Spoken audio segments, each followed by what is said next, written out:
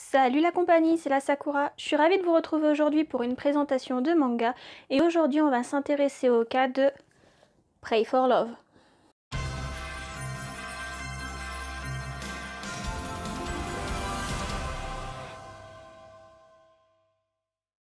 Alors Pray for Love, ou de son nom japonais Kami-sama Ore-sama Tanna-sama, est un manga de Keiko Sakano publié aux éditions Soleil en 5 tomes terminés actuellement. Il est classé dans la catégorie gothique de chez Soleil Manga, mais également dans le genre romance, comédie et surnaturel. Actuellement, l'auteur Keiko Sakano compte chez nous 2 œuvres publiées, c'est-à-dire Pray for Love, mais également Legendary Love.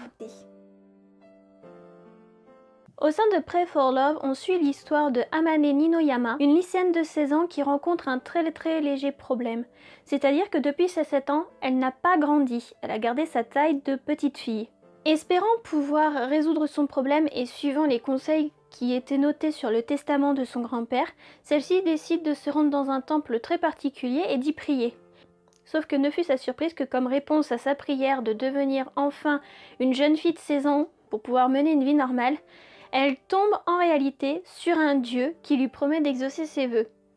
C'est à ce moment en réalité qu'elle découvre qu'elle avait passé un pacte avec ce dieu quand elle était plus petite, quand elle avait 7 ans pour être exact, et que celle-ci, en échange de l'effacement des dettes de son grand-père, promettait de devenir sa femme quand elle aurait 16 ans. C'est à partir de là que débute la vie commune entre ce dieu assez particulier et cette jeune fille à la situation quelque peu cocasse. C'est ainsi que débutent les aventures de Hamano face à ce dieu un peu trop collant et pervers, afin de pouvoir récupérer sa taille normale, car seul ce dieu peut lui rendre sa taille, mais également qui remettra en jeu tout le fondement du monde des dieux dans lequel vit à l'origine le dieu qu'elle a invoqué.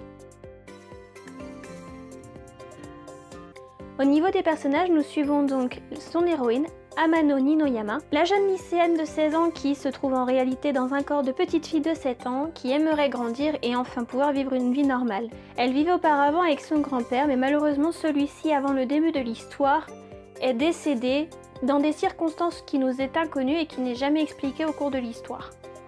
Nous suivons également Shizuka, le dieu qu'elle rencontre suite à sa prière au temple. Il se trouve que ce personnage est assez particulier, si je puis dire, car celui-ci est plutôt un dieu sadomasochiste qui adore se faire maltraiter par Amano et qui lui voue un amour à toute épreuve.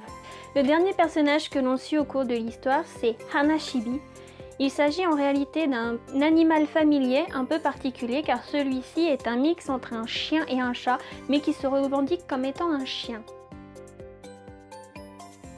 Au niveau des adaptations de ce manga, malheureusement, je suis dans l'obligation de vous dire qu'il n'y a rien de spécial à en dire. Tout simplement parce que celui-ci n'a jamais connu d'adaptation en light novel, ni en animé.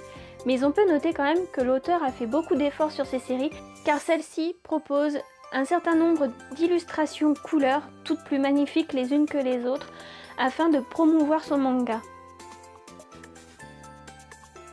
Pour mon avis sur cette série, ça a vraiment été un très gros coup de cœur. J'ai véritablement adoré ma lecture et les 5 tomes sont passés entre mes mains à une vitesse affolante. On peut quand même noter plusieurs points forts sur la série. Déjà de par la patte de Keiko Sakano qui est vraiment très personnelle et pour le coup très belle, très dans le détail. La série en 5 tomes est pour moi une longueur vraiment très convenable pour le coup par rapport à ce qui est compté. Et je ne suis pas véritablement restée sur ma faim à la fin de ma lecture. L'auteur ne se perd pas dans des histoires annexes et celle-ci franchement réussit à rester centrée sur ses personnages principaux tout en développant des personnages secondaires tout aussi charismatiques. Et du coup elle propose une histoire très fluide et très facile à lire. L'ayant lu maintenant il y a un moment et relu récemment bien entendu pour faire cette vidéo, je me retrouve avec une histoire qui pour moi a un scénario déjà vu mais qui pour le coup sait tirer son épingle du jeu. En particulier de par les situations un peu loufoques que ressort la situation divine de Shizuka suite à la promesse qu'ils se sont fait avec Hamano. Le folklore japonais j'ai également beaucoup apprécié parce que tout simplement cela apporte vraiment une ambiance particulière. Le fait que le manga d'origine c'est une production japonaise nous permet de faire un lien vraiment étroit avec toute la culture japonaise et pour le coup je trouve qu'il s'y prête parfaitement à ce que l'auteur voulait donner dans son œuvre. Comme j'expliquais, les personnages sont plutôt charismatiques et pour le coup chacun ayant sa personnalité Je trouve qu'il est facile de s'attacher à eux et de se reconnaître en un personnage en particulier. Cependant, je peux l'admettre, on peut lui reprocher d'avoir une intrigue trop vite mise en place, mais quand on sait que à l'origine ce manga ne devait être qu'en un seul et unique tome, on peut comprendre pourquoi le manga est comme ça. Donc en conclusion de Pray for Love, moi je le conseille vraiment à des fans de shoujo, c'est sûr, mais d'un autre côté, je pense que tous ceux qui sont un peu fans de fantastique et de mythologie peuvent largement se retrouver dans ce manga. L'histoire n'est pas gnangnante, l'héroïne a quand même pas mal de répondants, au vu de tout ce que Shizuka réussit à encaisser pour le coup. Et franchement, je trouve que leur relation évolue vraiment très bien et que les enjeux qui sont derrière sont quand même plutôt intéressants, bien que cela aurait peut-être pu être un peu plus poussé. Cependant, il ne faut pas oublier que cela ne reste qu'un manga en 5 tomes paru chez nous et qu'il n'y a pas de suite au Japon. Voilà, j'en ai terminé avec ma présentation de Pray for Love. J'espère que mon avis vous aura donné envie de le lire. Si c'est le cas, n'hésitez pas à me le signaler en commentaire, à liker cette vidéo et à la partager pour le faire découvrir au plus grand monde ce manga que moi j'apprécie vraiment beaucoup et qui, je pense, mérite d'être plus mis en avant. Sur ce, moi je vous dis à la prochaine et Diana!